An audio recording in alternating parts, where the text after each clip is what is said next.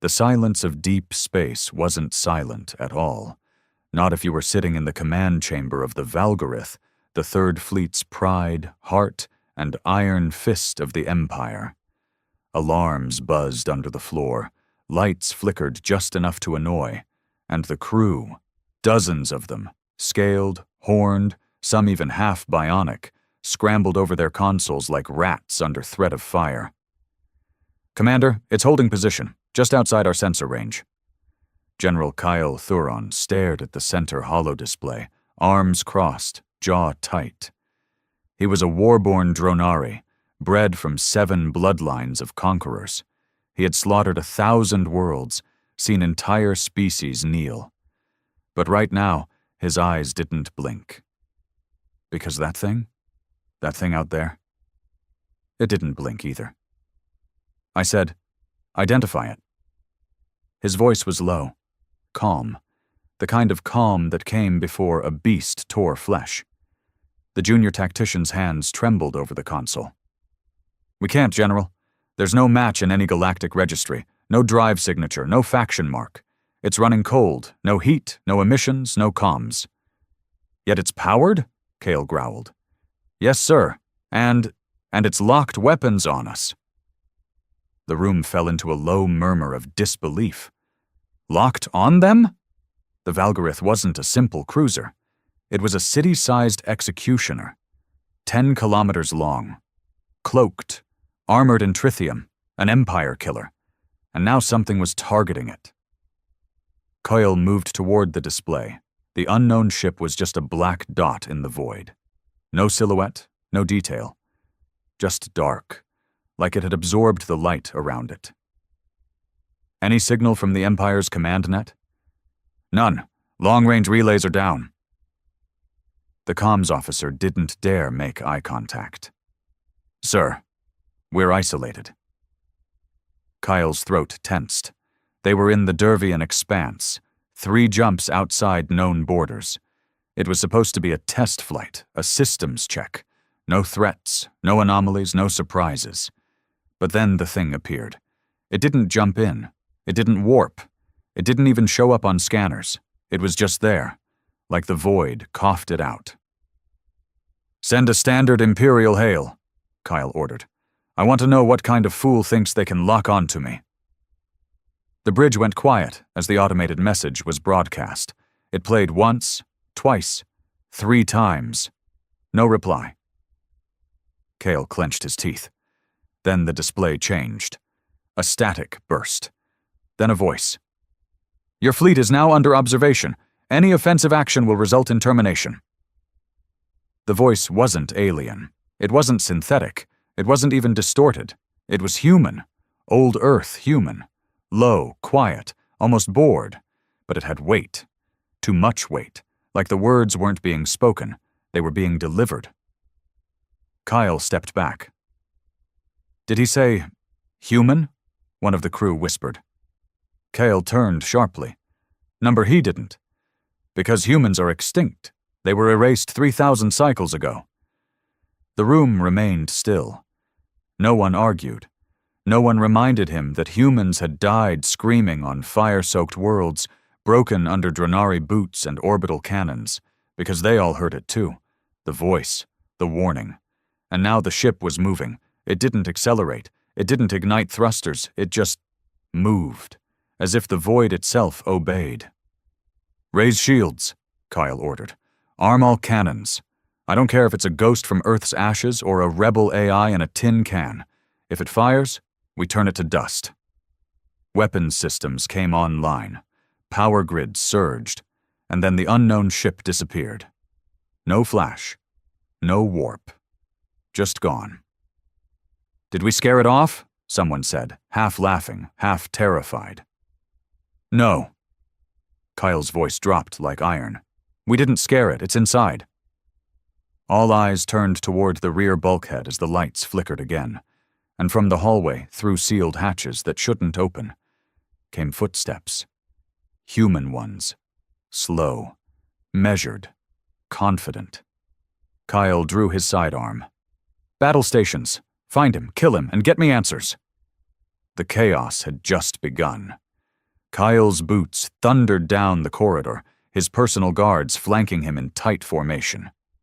The Valgorith's interior was a fortress, reinforced plasteel bulkheads, kinetic dampeners, biometric lockouts.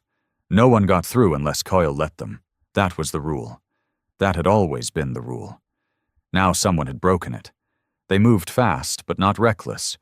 Whatever was on board, it wanted to be seen. The motion sensors on Deck 3 had triggered. But when the surveillance cameras flicked to life, static, not failure, blocked. It was as if someone reached inside the system and yanked out the eyes. "Any sign of breach?" Kale barked to his second, a jagged-scaled veteran named Gorak. "None, General. No hull damage, no depressurization. Internal sensors say the ship's sealed." Kale grunted. "Then explain the footsteps." Gorak hesitated. That hesitation was dangerous. Kale's own claws twitched. "Explain. We can't, sir. There's no biometric trace, no thermal reading, but something's walking." Kyle didn't need explanations. He needed contact. They reached Deck 3. A squad was already waiting. Armor-plated, rifles drawn, eyes wide. Too wide. Soldiers ready for war didn't shake like that. "Where?" Kyle snapped. The squad leader pointed down the left hall. "Storage corridor. It's been locked since last cycle, but the hatch was open when we arrived. Someone's inside." Kyle raised his weapon. "With me." They advanced. The corridor was long, unlit except for the red emergency strips along the floor. Every step echoed. The air felt thicker here. Wrong somehow. He couldn't smell anything. Not metal, not oil, not even the ozone from the shields. Just cold. Then came the sound again. Footsteps, clear, steady. Right ahead. The guards froze. Kyle didn't. He stepped forward into the dark. The figure emerged from shadow like a ghost wearing skin. Humanoid. Pale skin. Tall, lean but built like he knew violence. No armor, just a torn flight suit and a gauntlet on one arm that shimmered in and out of reality. And the eyes. Gods, the eyes weren't eyes at all. They were human, yes. But behind them was something else. Something Kale couldn't categorize. Not fear, not rage, not even hatred. It was memory. This man remembered things that had died before your species crawled from lava. Kyle raised his weapon. "Identify yourself." The human stopped. "I already did." Kale narrowed his eyes. "You are trespassing aboard an Imperial vessel. This is an act of war." The human tilted his head slightly. Not amused. Not threatened. "You declared war on us 3,000 years ago." "We ended that war." "No." The man's voice dropped. "You just stopped hearing us scream." The squad behind Kyle flinched. He didn't. "I don't know what you are, but you're not human. They're extinct." The human's mouth twitched. Not a smile. Not quite. "Is that what your history taught you?" Kyle growled. "I was there." "I know." The voice was calm now. Not just calm, in control. "You were on Terra Prime. You ordered the orbital burn. You watched it turn to ash." Kale's pulse slowed. He remembered that mission. He remembered the fire. The way the earth cracked like glass. "How do you know that?" The man lifted his gauntlet. A projection flickered to life between them. It wasn't an image. It was him. Kyle. Younger. Smiling. Standing in front of a firing squad. Watching humans get executed. He lunged forward, weapon raised. "How did you get that?" But the human was already gone. No motion. No retreat. Just gone. A second later, the overhead lights exploded. Not shattered. Imploded. The darkness swallowed everything. The squad opened fire, blaster bolts lighting up the corridor like lightning. But the only thing they hit was walls. Kyle dropped to one knee, scanning, breathing slow. He'd fought rebels, insurgents, rogue AIs, even void-born predators. But this wasn't a weapon. This was a reckoning. Then the intercom crackled. "You will listen, because I will make sure you remember every face you burned." Every screen across the ship blinked. Crew stopped what they were doing as their consoles displayed ancient images, photos, recordings, old Earth families, children, soldiers, farmers, faces staring out with unspoken grief. Then the ship's artificial gravity pulsed. Systems began to fail, not catastrophically, surgically. Lights on Deck 7, weapons in Sector 4. Navigation drifted 0.3 degrees off course, then corrected, then dropped again. The ship was being tested. Not destroyed. Hacked. Gorak's voice exploded in Kale's earpiece. "Sir, central systems are failing. Engineering reports power fluctuations. They can't isolate the source." Kale stood slowly. He wasn't afraid. Fear was for the weak. But rage was useful. He had to crush this thing now before panic spread. "Lock down all sectors. Initiate purge protocol if necessary. I want every corridor swept. Seal the bridge." "Aye, General, but—" Gorak's voice cut out. The line was dead. Kyle cursed and turned to his guards. Back to command, now. But when they rounded the corridor back toward the lift shaft, it was sealed. Not locked. Gone. As if the hallway had never existed. "What in the black void?" one guard whispered. The air grew colder again. Not physical cold. A feeling. A weight pressing down on their backs, their lungs, their thoughts. Kyle spun. Behind him, the human stood there again. This time he spoke clearly. "You erased us from the archives. You turned our graves into factories. You told your empire we were primitive." He took a step forward. "We learned from you." Another step. "We built weapons that think in pain, ships that bleed into time, and we waited." Kyle aimed and fired. The bolt passed through him. No sound, no scream. The image flickered. A projection? A decoy? Or something else entirely? Kyle turned back to his men. "Fall back. Find another route to command." But the floor began to shift. Just slightly. 1 inch lower, then another. Like the whole deck was breathing. That was impossible. The ship had no moving parts like this. The Valgorith wasn't alive. Was it? Kyle pushed the thought aside and moved. They backtracked 3 corridors until they found a service shaft still intact. He pried it open with his own claws and descended fast. Every second mattered. Somewhere, he felt the human watching. Not through cameras, through the ship itself. Like he had fused with it. No, like the ship was his body. They reached the auxiliary passage leading to command. A security team was already there, weapons raised. "Sir, we've lost 60% of our sensor network. Internal defenses are disabled. He's in the walls." Kyle pushed through. Inside the command bridge, the atmosphere was different, like the air had memory. No one spoke. Everyone stared at the holomap. The unknown ship, the one that had started this, was back on the display. Still there, still targeting them. But now 10 more signals had appeared behind it. No engine trails, no heat, no origin point. Just black ships, unmarked, silent, waiting. Kyle stared at them.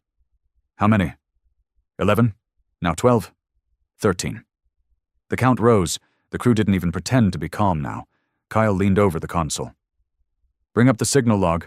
Show me the origin of that voice." The tech obeyed. Only one entry existed, a short, encoded string. But the metadata, it was tagged. Origin. Earth. Kale's breath caught. That wasn't possible. Earth was gone. Burned, cracked, melted. Nothing could have lived. Yet here it was. A signal. From the grave. The voice came again, this time only in Kale's earpiece. "We're not here for peace, and we're not here for justice. We're here to remind you."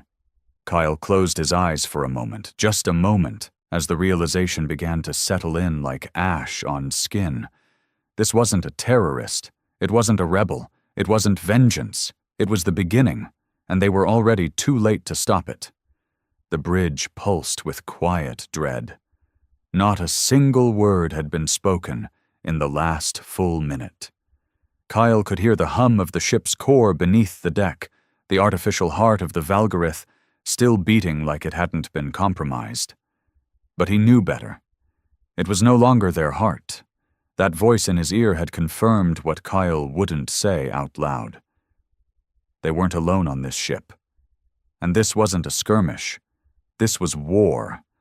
And it was already happening inside them. "General," came a whisper from across the command console. It was Varric, the helm officer. Younger, sharper than most. Loyal, but even his eyes looked sunken now. "The unknown ships. They're forming a line, blocking our escape route through the alien rift." Kale moved closer to the display. The black ships were in motion. Silent, geometrically perfect, lining up like executioners around a noose. "How far?" Kale asked. 3 minutes, maybe less.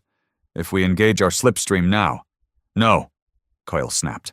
"That's what they want. We jump, we blind ourselves. They'll pull us into their kill box." "But sir, if we stay—" "We die slowly." He leaned forward. "I've fought blind wars before, Commander. I know when a trap smells like mercy." Silence returned. Then, from a speaker overhead, the voice returned. No static this time, no glitches, just him. "Kyle Thuron, son of Conquest, killer of Earth. Tell me, how does it feel to hear your name again?" Kyle's hands tightened on the edge of the console. The voice wasn't asking questions, it was forcing memory. And for the first time in his life, Kyle didn't want to remember. He saw the ashes of Terra in his mind's eye, the fires, the way human cities fell into themselves like rotting teeth. He'd watched it from orbit, sipping Dronari wine. He'd called it a glorious beginning. "I watched you, on the broadcast. You were smiling when our oceans turned to gas." Kyle barked toward the console. "Shut it down!" But no one moved. The tech team had frozen. All of them, locked in place. Kyle looked at their faces, eyes glassy, lips parted slightly, as if caught mid-thought. Not dead, not quite, just hijacked. The voice kept speaking. "We screamed when the cities fell. We clawed the dirt when the clouds vanished, but some of us learned." The holomap warped. New images flooded the screen. Torture chambers, breeding factories, slave pits, human prisoners in chains, generations crushed beneath the Empire's rule. "You erased our records, but not our will." Kyle turned to Varric. "Reboot the display, manually." Varric snapped out of his daze, fingers trembling over the controls. "Trying, sir, processing." "No, you're not," the voice said, this time through Varric's mouth. Kyle pulled his weapon without hesitation. Blam! The shot sent Varric sprawling backward, gasping, clutching his arm, smoke rising from a scorched pauldron. "General!" a nearby soldier shouted. Kyle ignored them. "Scan him, now." The medical drone zipped from the ceiling, hovered above Varric. Its scanners blinked rapidly, then froze. Unknown entity detected. Kyle knelt beside Varric. "Talk. Now, are you in control?" Varric's eyes were wild. Sweat beaded across his forehead. I don't know. I felt him. Inside. Not just watching. He was remembering through me." The soldiers backed away slightly. Kyle stood. He had underestimated what this was. This wasn't just tech, or stealth, or infiltration. It was personal. This man, this human, was reaching through code, through matter, through the souls of men who had never even set foot on Earth. Kyle's earpiece buzzed again. An encrypted military band, supposedly untouchable. Gorak. "Sir, it's getting worse. Half the crew's starting to hear the voice. Some are screaming. Some are just sitting, staring at the walls. Kyle exhaled through clenched teeth. How many still active? Maybe 200 out of 1,000, and dropping. Cale knew what that meant. It wasn't casualties. It was psychological collapse. One voice was bringing down a warship with memory, guilt, shame, or just the truth. Prep the Omega Core, Cale ordered coldly. There was a pause on the line. Sir, that's a last resort device, meant for system reset. I said prep it. I will not let this ship fall to a ghost with a grudge. Understood. The line cut. Kyle turned back to the crew. Seal this room. Nothing in or out. No exceptions. But sir, you let him in through the walls. You don't get to second-guess me now. The bridge locked down with a shudder. Steel barriers slid over the main doors, windows tinted to opaque black. But the light inside still flickered. Kyle stood at the center of the room, alone now, except for the drone and the injured Varric. I know you're listening, he said to the ceiling. Then listen back, came the voice again. Calm, steady, patient. You killed more than our world. You killed our place in the stars. But we adapted. Kyle narrowed his eyes. No. The human paused. No? He echoed. You didn't adapt. You hid. You crawled into ruins and cried about injustice. You waited until no one remembered your name. And now you think fear will buy you back your dignity? Cale stepped forward, eyes like burning coal. You aren't a weapon. You're a reminder, and reminders are made to be erased. The walls didn't respond, but the ship did. The floor shifted again, so subtly most wouldn't have noticed, but Cale did. The gravity field tilted, not for damage, for positioning, as if the ship was preparing to kneel. He stormed to the override terminal. Emergency codes flew across the screen. Warning, intrusion at system core location, override denied, primary control transferred. The final message blinked red. Welcome back, Commander Hawk. Kyle's breath stopped. That name. Hawk. He remembered it. The day they burned Earth, there was one human pilot who escaped the orbital net. One ship that disappeared into the atmosphere before the planet split. A rookie. A nobody. They never found him. But apparently, he found them. Kyle slammed his fist into the terminal. If Hawk wanted to play commander, he'd play God. He tapped into his wrist console. Omega Core. Initiate detonation sequence. Enter authorization code. Kyle didn't hesitate. Code. Bloodfire-7-X-19 confirmed. Detonation in 90 seconds. If he couldn't have the Valgorith, no one would. Certainly not a damn ghost. Down in the engine chamber, the core began to glow. Deep red, like a star preparing to scream. Across the ship, systems shut down. Lights dimmed. Even the enemy ships paused their movement. The human knew what this meant. Cale returned to the center of the bridge. This ends with me, he said quietly. You brought your memory. I brought fire. But the voice still didn't flinch. You think I didn't know this would be your answer? That's why I made sure it wouldn't matter. Kyle's console blinked. Omega Core shutdown request received.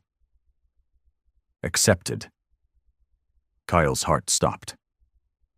Error. Authorization overridden by Commander Hawk Core deactivated.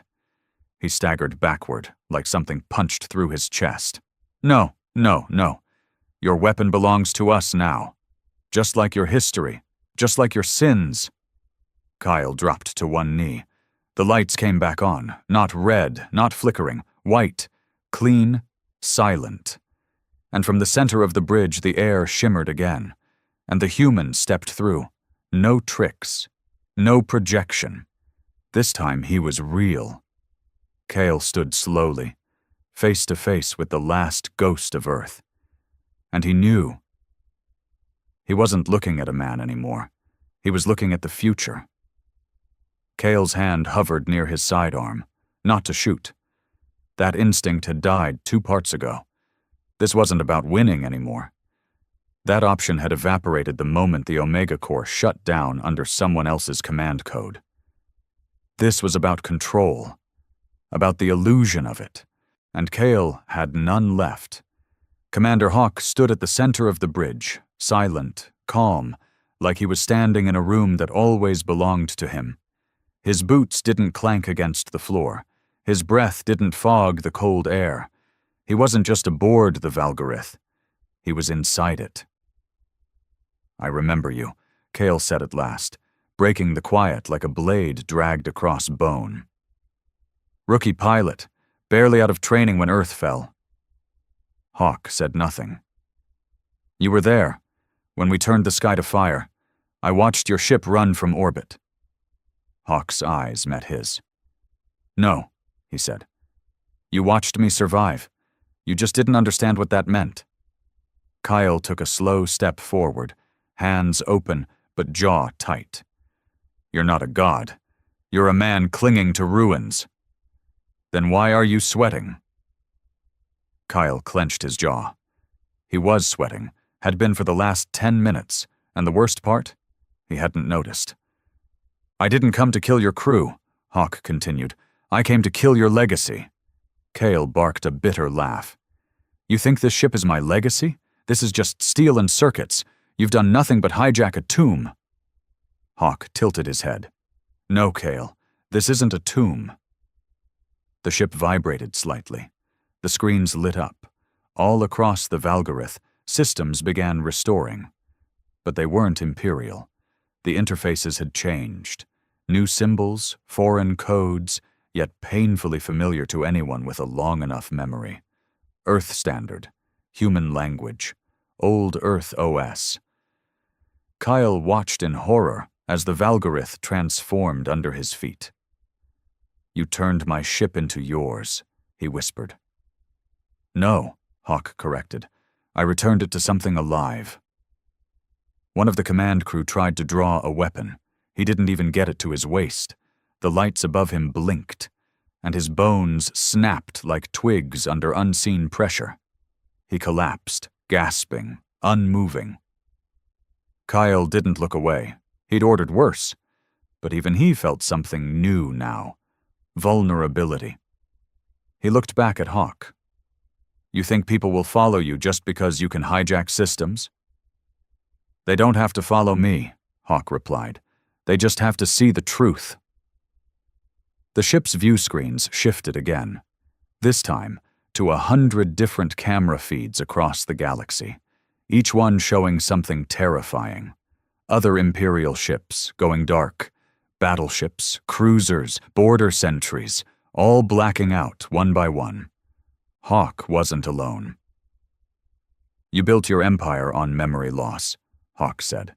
"You rewrote the history books. You called us extinct." Kyle turned, slowly. He was no longer looking at a bridge full of soldiers. He was standing inside a message. Every wall, every terminal, every screen now played something different. Earth, before the fire. Families, crowded streets, laughter, children playing in puddles, scientists launching crude rockets into orbit, soldiers dying under alien skies, protesters shouting at the Dronari invaders, pilots screaming over radio channels, the fall, the burn, the screams, and then the silence. Kyle watched his own face appear on one screen, the transmission of him laughing as Earth cracked from orbit. It had been broadcast live back then, propaganda for the Empire, a glorious victory. Now it looked like a war crime. Hawk stood behind him. "You won the war by turning us into villains in your story." Kyle didn't answer, because what could he say? They had turned humans into devils, primitive savages, aggressive, erratic, emotionally unstable. And yet now one human had cracked their fleet open like a skull. "I didn't make you into a legend," Kyle muttered. "You did this yourself." "No," Hawk replied, voice steady. "You made me. The day you killed my planet, I stopped being a pilot. I became the last page in your history." Kyle turned around, this time facing him fully. He stepped close, inches away. "If you're here to execute me, do it. I've slit the throats of better men." Hawk didn't flinch. "I'm not here to kill you." Kyle blinked. "What?" Hawk leaned in slightly. "I'm here to make you watch." The deck shuddered as the Valgarith began to move, engines engaging without a single crew member touching controls. The ship was flying itself. Or rather, Hawk was flying it. "Where are you taking us?" Kyle hissed. "To the core," Hawk said, "where your people build their lies." Kale's stomach dropped. "You wouldn't." "Oh, I would. You attack the capital, you'll ignite a war." "You think this isn't a war?" Kyle's silence answered for him. And then Hawk said something Kale didn't expect. "You want to know what happened to us after Earth fell?" Kyle didn't respond, but Hawk answered anyway. "We didn't die. We broke, and in breaking, we evolved." He stepped past Kyle now, walking slowly around the command chamber. "You know what a human does when he's trapped? When he's hunted? When he's bleeding, forgotten, erased from history?" He paused, eyes scanning the stars through the viewport. "He becomes something else." The ship reached slipstream threshold. Lights flickered again, but not from failure, from power. Kyle could feel it. Raw energy building up, more than the Valgarith had ever used. He glanced at the readings. Numbers he didn't recognize. Symbols that didn't belong to the Empire. "You've modified the core," Kyle whispered. "I rebuilt it," Hawk said. Kyle turned toward him, voice sharp. "How?" "Pain," Hawk replied. "And time. Do you know what it's like to live 100 years inside the broken husk of a dead world?" Kyle didn't answer. Hawk looked at him again. "We built ships from wreckage, AI from memory fragments, weapons from old bones and dying stars. We became the thing you feared we'd become." He raised a hand. Outside, the black ships began forming up beside them. Silent, sleek, terrifying. Human designs, but twisted. Beautiful and monstrous. They looked like they had been grown, not built. Kyle finally felt it. Not defeat, not rage, but irrelevance. The Empire hadn't just missed the survival of humanity, it had missed their evolution. "You think you are better than us now?" Kale muttered. "No," Hawk said. "I think we're worse, and that's why we win." The ship entered slipstream. Kyle barely stayed on his feet as the stars stretched and the universe warped. They were going to the core, to the heart of the Empire. And for the first time in his career, Kale knew. He wasn't the apex predator anymore. He was the recorded confession. Slipstream travel was never gentle, but this felt different. Kale clutched a steel rail, feeling the hum beneath his boots like the snarl of a beast waiting to bite. The Valgarith had never moved this fast. Its systems had never glowed this bright. Even the air tasted wrong, metallic, electric, thick with something unnatural. And Commander Hawk stood like a statue at the front of the command deck, hands behind his back, unmoving, like he'd been here before. Kyle stared at the back of that head, fists clenched. He was supposed to be a ghost, a mistake, a name on an old debrief. He was never supposed to make it this far. Yet here he was. And they were heading straight into the core, the capital system of the Galactic Empire, home to billions, and a place where Kale's name still echoed in praise. "How did you hijack slipstream control?" Kale growled at last. Hawk didn't turn. "I didn't hijack it," he said. "I rewrote it." Kale's eyes narrowed. "This ship runs on Imperial tech. Our drive systems, our coordinates, everything is locked to our lattice." "I know," Hawk said. "You locked it. I just found the key you buried." Kale stepped forward, keeping his voice low. "You're not going to survive this, Hawk. Even if you get past the capital's defenses, they'll tear you apart. You and your fleet. Finally, Hawk turned. You still think this is about survival? Kyle didn't answer. You made it about that, Hawk went on, stepping closer now. You thought killing Earth would erase us. That if you leveled the bones deep enough, the memory would die with the dust. Kyle's jaw twitched. I did what needed to be done. Did you? You weren't a civilization, you were a threat. Because we fought back? Hawk hissed, voice tight now. Because we didn't kneel when your fleets came to orbit and demanded surrender? You were violent. You were invaders. Kyle took another step. We had to secure the galaxy. We brought order. You brought silence and called it peace. For a moment, neither man moved. Then the stars collapsed into streaks and color, and with a violent pull, slipstream ended.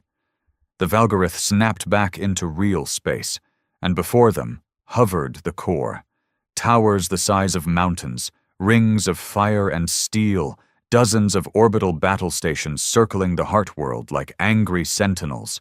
Ships everywhere, civilian, military, merchant, diplomatic. A system so dense with life, it practically breathed. But as the Valgorith approached, something strange happened. The battle stations didn't fire, the patrol ships didn't challenge them. No alarms, no distress calls, no threat protocols. Only silence. Kyle frowned, then realized what was happening. Communications, he muttered. You're jamming them. No, Hawk replied. You are. The moment you entered Slipstream, I transferred the ship's transponder code to your personal authority. Right now, every satellite and warship in this system thinks you're in control. Kyle stared at him. You're using my name to walk into the capital? Hawk nodded. Your reputation, your rank, your clearance codes. Kyle turned to the command console. He couldn't help it. He had to check, and there it was. Transponder ID, Genkale Thurin. Priority Alpha. Access unrestricted. He was carrying his own noose. You'll never make it past planetary defense, Kyle said, voice low. Hawk didn't flinch. I don't need to. And then Kyle saw what he meant. On the view screen, behind the Valgorith, the fleet appeared. 13 black ships. Silent. Terrifying. But not alone anymore. Now there were dozens. Hundreds. They hadn't come through Slipstream. They had emerged out of the black between galaxies, hidden just outside known space. Some were big. Some were too big to comprehend. More like floating ruins turned into dreadnoughts. One looked like a collapsed star wrapped in metal. Another pulsed like a heart made of fire. All of them human, not imperial, not artificial, just human rage made real. Kyle's blood ran cold. You built a fleet in exile, he whispered, and you waited until we forgot. We didn't forget, Hawk said. We learned. Inside the Capital Command Center, far below on the planet's surface, alarms were finally sounding. Too late. The Valgorith was already descending, and no one was stopping it. Not when it carried Kyle's clearance. The bridge crew, the few who hadn't been shut down, stood paralyzed. Not by force, by fear. Every screen showed the impossible, the Empire's most powerful warship, heading toward its own capital world, not to protect it, to expose it. Why not just destroy us? Kyle asked, quietly now.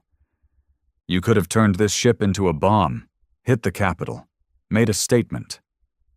Hawk looked at him, cold. That would have made you martyrs. You'd have claimed sacrifice, claimed we were terrorists. And this, Kyle asked. This, Hawk said, is humiliation. Kyle stared at the screen. The black ships weren't attacking. They were broadcasting, all over the Empire, every planet, every station, every channel. And Kyle recognized what they were sending. The old history. Earth, burning. His own face, laughing, the screams, the orbital cameras capturing the last minutes of humanity's homeworld, the twisted experiments, the slave camps, the children begging for mercy, unedited, unforgiven, and under it all, Kyle's voice narrating the destruction, his words, his glory, his lies, broadcast to trillions. In that moment, Kyle understood. Hawk wasn't taking over the Empire. He was dismantling it, from the inside out, by showing the truth. And then the Valgorith landed, not on a military base, not in orbit, but right in the middle of the Grand Plaza, where the Emperor once held coronations. The engines melted stone and glass, civilians screamed, elite guards rushed forward, but stopped when the ship's ID code hit their visors. Kyle Thuron, their god of war, returned, until the doors opened, and Hawk stepped out, alone, no guards, no armor, just a man, walking into the lion's den. Kyle stood at the bridge, staring after him, his throat dry, his legacy shattered, everything he had built falling apart in front of him. Hawk turned once, just before stepping onto the ramp. "You won't die today, Kyle," he said. "You'll live long enough to watch statues fall." Then he disappeared into the light. Kyle slumped into the command chair, the seat that once belonged to him. But now, it felt like a coffin, and the screams outside were just beginning. The landing ramp hissed open with a deep exhale, steam pouring into the platinum-tiled courtyard of the Grand Plaza. This place wasn't built for war. It was built for pride. Polished columns that reached for heaven. Glass statues of emperors too perfect to have existed. Hundreds of flags whipping in the wind, each representing a world the Empire had brought peace to. Soldiers lined the walkways, dressed in ceremonial armor, unsure whether to raise their rifles or salute. They recognized the ship.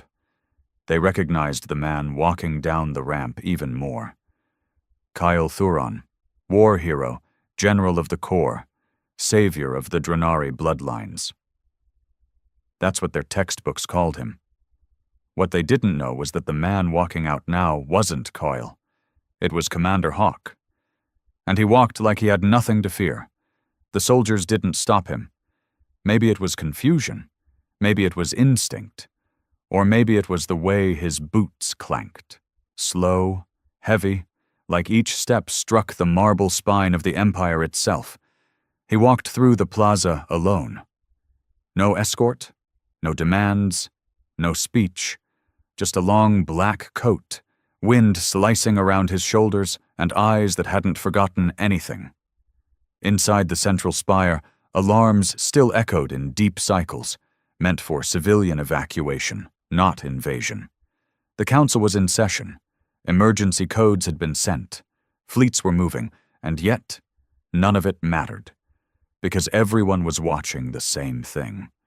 Every screen, every broadcast channel, every interstellar feed, overridden, the face of Earth, and Kyle Thuron's voice narrating its death.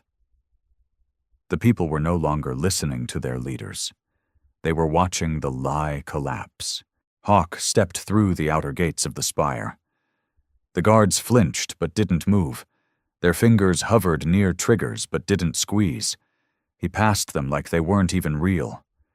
Inside, the atrium loomed high above, a cathedral of conquest, murals depicting the burning of alien civilizations as sacred victories.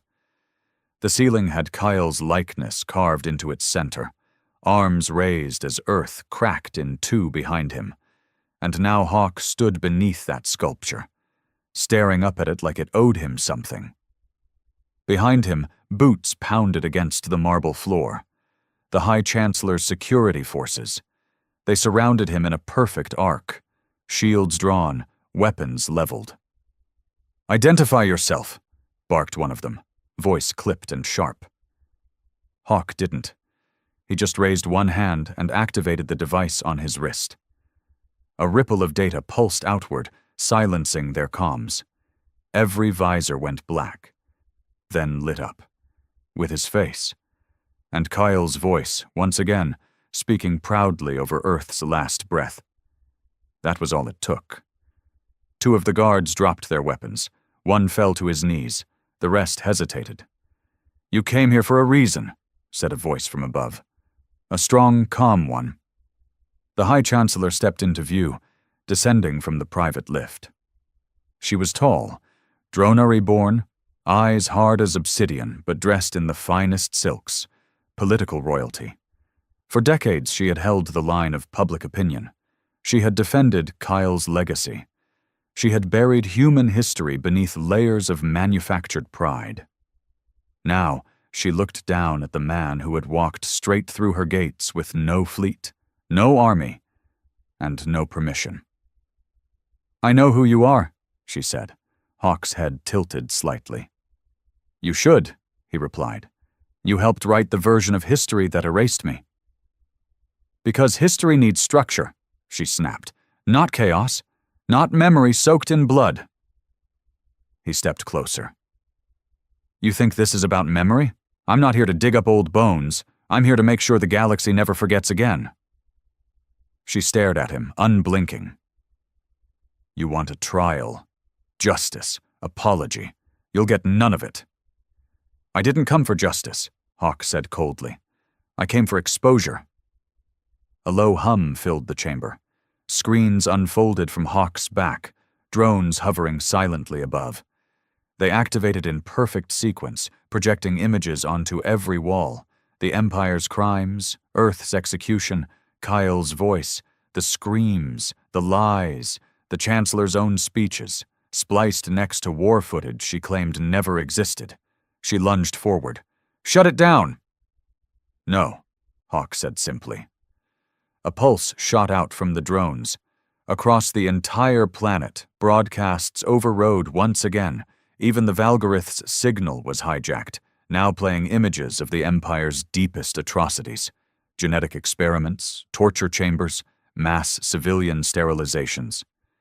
Everything they buried under galactic stability. The guards didn't move. The Chancellor screamed. "I'll have you executed!" Hawk turned to her. "You already did, 3,000 years ago." And with that, he turned his back and walked to the center of the spire. Took a seat on the ancient throne, once meant for emperors. The guards watched, unsure. No one ordered them to shoot, and no one dared anyway. Back aboard the Valgorith, Kyle Thuron stared at the transmission flooding the bridge. His face was everywhere. His crimes, once praised in golden records, now etched in fire across the stars. The screen showed the Chancellor breaking down, her voice rising into incoherent rage. Soldiers walking off patrol lines, civilians flooding the plazas, staring at the sky, their eyes wide with revelation. This wasn't rebellion. This was recognition, and Kale felt something clawing at his gut. Not fear, not guilt, displacement. He was no longer the architect of history. He was its villain. Gorak approached from the side. His usual proud gait now slowed, waited. "Sir," he said quietly. "Orders?" Kyle didn't answer. Because what was there left to command? The fleet had stopped responding. The override codes were disabled. And deep down, Kale knew the truth. If he ordered a strike now, on the capital, on Hawk, on the truth itself, it would be his soldiers who turned on him. "This was always going to happen," Kale muttered. Gorak blinked. "Sir?" "We won a war we didn't understand. Then we buried the enemy without checking if it could rot." He stood up slowly, walked to the viewport, and watched his statues fall. Back in the spire. Hawk stood once more. The transmission ended. The drones returned to silent orbit. The screens faded. The truth had been shown. And the silence that followed was not relief. It was reckoning. The Chancellor, breath heavy, face cracked with disbelief, pointed a shaking finger. You've destroyed everything, order, trust." balance. Hawk looked her dead in the eyes. No. I reminded them who paid the price for it. He turned and walked past the guards again. Not a single weapon raised. Outside, the people were pouring into the streets, not rioting, just watching. Hawk walked among them. A ghost no more. Not a soldier, not a terrorist, not even a leader. Just the one man who refused to forget, and made the galaxy remember with him. Back aboard the Valgorith, later. Kyle sat in silence in his private chamber. No alarms, no demands, no orders. The ship was quiet now, like it was grieving. He picked up an old data core from the desk, one of the original Earth military logs, taken after the invasion. He had never deleted it. Part of him kept it as a trophy. Now it felt like a gravestone. He watched the footage again. Humans in trenches, screaming across broken cities, mothers shielding children from orbital strikes, men like Hawk flying broken ships against impossible odds, not because they thought they'd win, but because dying in resistance meant more than living in silence. He set the core down. And for the first time in decades, Kale Thuron didn't feel powerful. He felt witnessed. The streets of the core were quiet the next morning, not peaceful, not chaotic, just quiet. The kind of quiet that follows a funeral no one planned, or a revolution that didn't need weapons. The sky was still lit with warning colors, planetary shields flickering from stress. Defense satellites hung in orbit like stunned sentries. Broadcast towers looped the same footage over and over, Earth's burning, Kyle's face, the cries of people long turned to ash. No orders were coming from the spire, no clarifications from the council, no counter-narrative from the Emperor, because no one believed them anymore. In one night, truth had cracked through the foundation of a 1,000-year empire. And once a foundation breaks, the weight above it doesn't stand still. It falls. Kyle stood at the window of his private quarters aboard the Valgorith. Behind him, the command deck was mostly deserted. Systems ran on minimal power. No one reported in. No one requested direction, because Kyle no longer commanded. The silence was his court now, and guilt was the only loyal soldier left. He didn't sleep. Couldn't. He had spent his entire life believing in structure, order, strength. That history was written by the powerful, that he could erase Earth, and the galaxy would thank him for it. But history had come back, and it had Hawk's voice. Kyle poured himself a drink, strong, bitter, traditional, the kind of drink warlords toasted over burning cities. It tasted like dust in his mouth. Behind him, the lift doors hissed open. He didn't turn. He knew who it was. Footsteps slow, even, measured. "I expected you sooner," Kyle said, staring out into the emptiness beyond the viewport. Hawk didn't speak right away, just walked to the center of the room and stood there, a shadow in uniform but no longer a soldier. Not by rank, not by allegiance, just a man. One who survived the fire. "I had things to finish," Hawk said. Kyle nodded. "I saw the broadcasts, every system, every world. They needed to see it." Kale took another sip. "You planned this for a long time." Hawk's eyes didn't blink. "I lived it for a long time." Kyle finally turned. His face wasn't defiant anymore. Not proud, not scared, just tired. "What now?" he asked. "You've won. The people know. The Chancellor's in hiding. The fleets are paralyzed." "I didn't come to win," Hawk said. "I came to end you. Not just the man. The myth. The machinery." "You could have killed me," Kale said. "I still could. But you won't." "No." Kale gave a bitter smile. "Because you want me to live with it," Hawk nodded. "Because now you carry the shame, not in secret, not buried in clearance files, but out in the open, where it belongs." Kale walked slowly toward him. No trials, no executions, just humiliation. You wanted legacy, Hawk said. Now you have it. Kale stopped just a foot from him. His eyes searched Hawk's, and what he saw made his voice crack. You really didn't come for revenge. I came to restore memory. Silence followed, but it wasn't awkward. It was acknowledgement. Two men. One burned the world. One carried its ashes. Kyle stepped back and sat in the command chair, his throne no more, just cold metal beneath a hollow title. You're going to dismantle the Empire, aren't you? I don't have to, Hawk said. It's already collapsing. Without a war. Without a lie to hold it up. Kyle looked down at the floor. So, what are we now? The galaxy, I mean. Without all this? Hawk shrugged slightly. Lost, angry, confused. And you're going to lead them? No. Then who? Hawk stared at him for a long moment, then said, Someone who remembers what it's like to lose.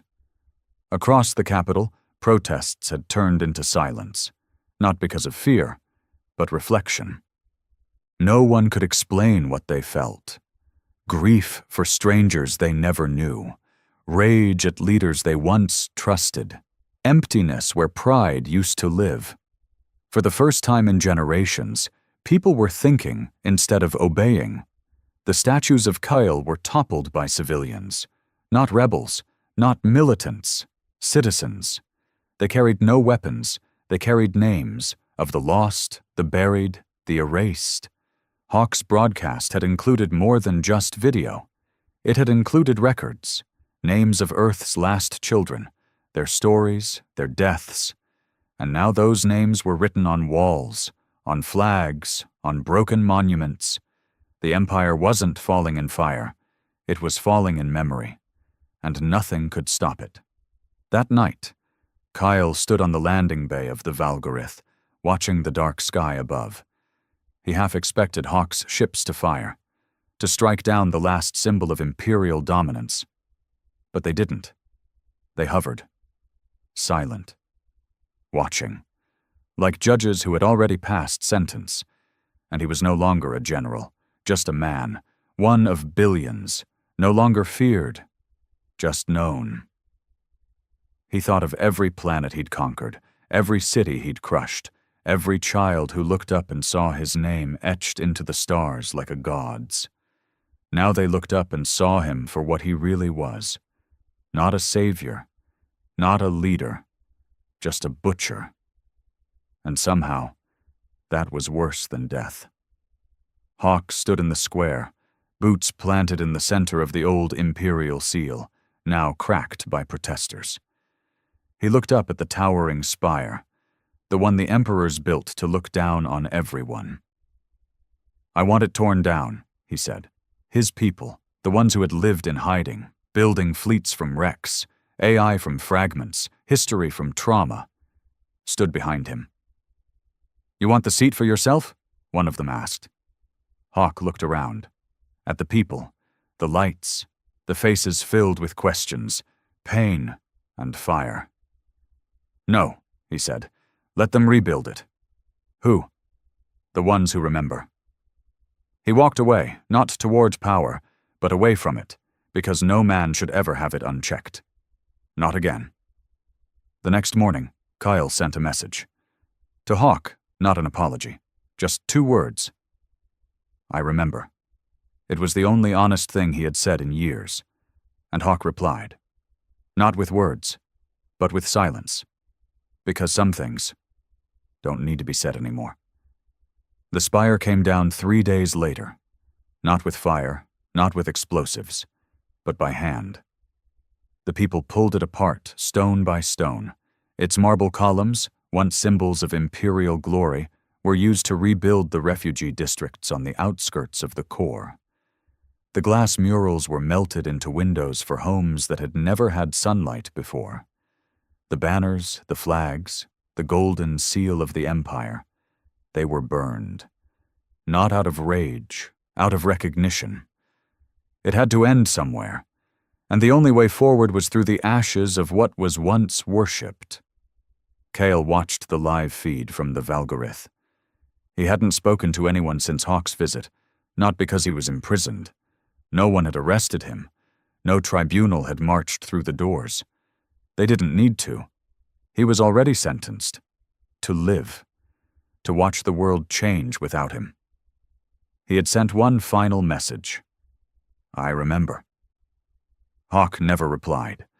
But Kale saw his face in every broadcast, every protest, every reconstruction plan. Not as a leader, not as a god, just as the man who pulled the mask off the galaxy and showed everyone the face underneath. Hawk stood at the border of the slums once designated for non-citizen habitation, the polite term the Empire had used for ghettos, mining labor camps, and abandoned zones. Now children ran barefoot across cracked streets that hadn't seen joy in generations. Old men painted over military signage. Former soldiers handed out food instead of rifles. The Empire hadn't fallen in battle. It had collapsed under its own reflection. We should start forming councils, said a voice behind him. It was Yaren, one of the surviving AI-augmented tacticians from Hawk's hidden fleet. He had been a war thinker. Now he worked logistics, food lines, power redirection. People are waiting, Yaren added. They want a new seat, something stable. Hawk didn't turn. He just looked at the horizon, where the skeletons of Imperial cruisers were being torn apart by civilians and repurposed into housing. No more thrones, he said. Yaren frowned. Then what? There'll be chaos, infighting, opportunists. There always is, Hawk replied, but let them build, not me. You bled for this. I bled to make it visible, not to wear a crown. Yaren sighed. So what are you now, then? A symbol? No. Hawke finally turned. I'm just a witness. Elsewhere, in the remains of what used to be the Imperial History Vault, a small team of archivists, some of them survivors, others defectors, a few just curious, began restoring what had been deleted. They didn't use the Empire's categorization. They didn't sanitize names. They didn't rearrange time. They simply opened the raw data streams, full of screams, corruption, suppression, civilian resistance, and all the dirty, jagged human pain that had been scrubbed away. Kyle's name appeared on thousands of files, sometimes as a commander, sometimes as a speaker, sometimes as the executioner. And every time it appeared, they tagged it. Not with hatred, just with confirmed. Because remembering wasn't revenge, it was reality. Aboard the Valgorith, Kyle walked its halls in silence. The crew didn't salute him anymore. Some avoided him. Others looked at him like a relic in a museum. Not dangerous, just out of place. No one had the heart to strip him of rank. Because there was no rank anymore. The Empire's chain of command had rusted away overnight. Orders had stopped flowing.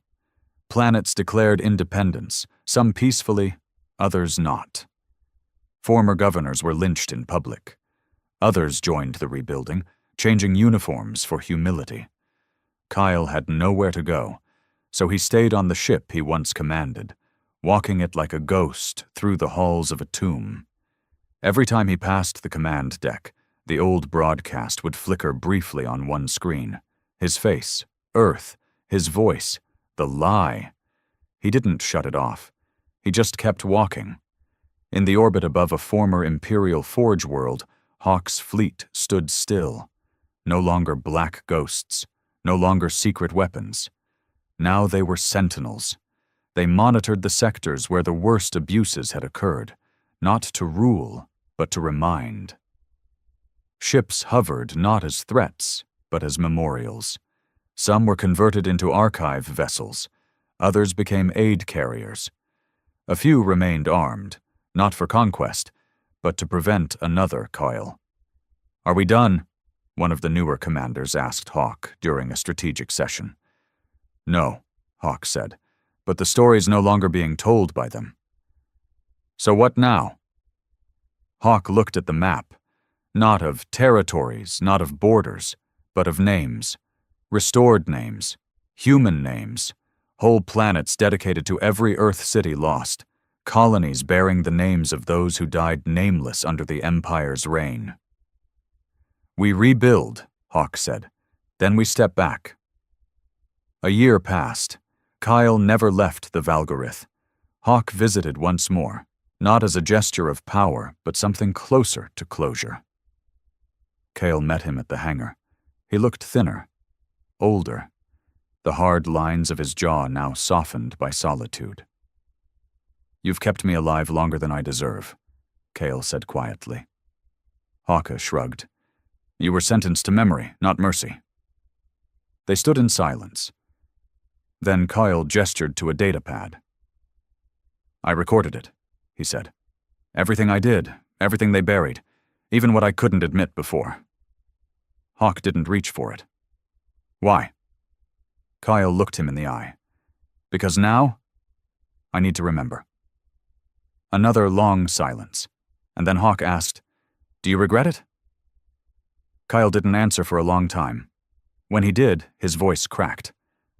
I regret that it took someone like you to stop me. Hawk nodded, then walked away. The galaxy did not become utopia. Some worlds fought over scraps of power. Others tried to crown new emperors. A few fell into chaos, unsure of who to follow now that the lie was gone. But most remembered. That was enough. Schools taught the truth, the real truth, not sanitized, not rewritten. Earth was no longer just the first conquest. It was a scar, a name that meant something again. Children drew maps of the old planet. Veterans named settlements after its mountains. Drenari parents whispered the stories of Hawk not as myth, but as proof that erasure doesn't work forever. The galaxy didn't need a new empire. It just needed to feel human again. And Hawk? He disappeared quietly. Some said he lived among the rebuilt zones. Others said he took a single ship and flew toward the edge of known space where no memory could follow. The truth? No one knew, because he didn't need to be remembered anymore. The galaxy already remembered itself. As for Kale, he died 10 years later. Quietly. No monuments, no procession. But the datapad he left behind? That became part of the restored archives, not as justification, not as apology, but as confession. A man who once conquered stars, now reduced to the last truth he could offer. Not his power, just his account. And beside that file, in every system that kept history now, was another name. Hawk Elias, Commander, Last of Earth. But beneath it, a single entry line. He made us remember.